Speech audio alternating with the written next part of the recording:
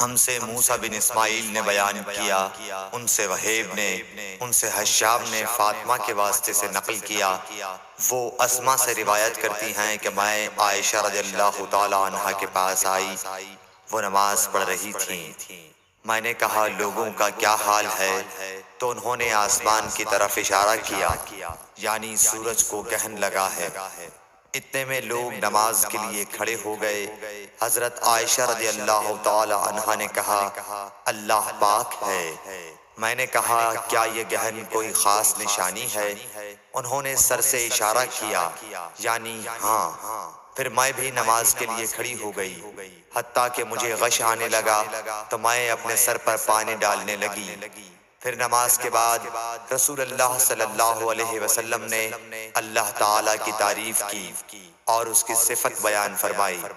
پھر فرمایا جو چیز مجھے پہلے دکھلائی نہیں گئی تھی آج وہ سب اس جگہ میں نے دیکھ لی، یہاں تک کہ جنت اور دوزخ کو بھی دیکھ لیا، اور مجھ پر یہ وحی کی گئی کہ تم اپنی قبروں میں آزمائے جاؤ گے۔ مثل یا قرب کا کون سا لفظ حضرت اسما نے فرمایا میں نہیں جانتی۔ فاطمہ کہتی ہیں یعنی فتنہ دجال کی طرح آزمائے جاؤ گے۔ کہا جائے گا قبر کے اندر کہ تم اس آدمی کے بارے میں کیا جانتے ہو؟ تو جو صاحب ایمان یا صاحب یقین ہوگا، کون سا لفظ فرمایا حضرت اسما نے مجھے یاد نہیں، وہ کہے گا وہ محمد اللہ کے رسول صلی اللہ علیہ وسلم ہیں، جو ہمارے پاس اللہ کی ہدایت اور دلیلیں لے کر آئے تو ہم نے ان کو قبول کر لیا اور ان کی پیروی کی۔ وہ محمد صلی اللہ علیہ وسلم ہیں۔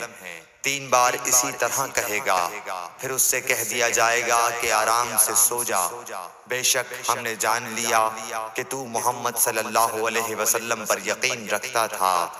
اور بہرحال منافق یا شکی آدمی، میں نہیں جانتی کہ ان میں سے کون سا لفظ حضرت اسما نے استعمال کیا، تو وہ منافق یا شکی آدمی کہے گا کہ جو لوگوں کو میں نے کہتے سنا میں نے بھی وہی کہہ دیا، باقی میں کچھ نہیں جانتا۔ صحیح بخاری حدیث نمبر 86۔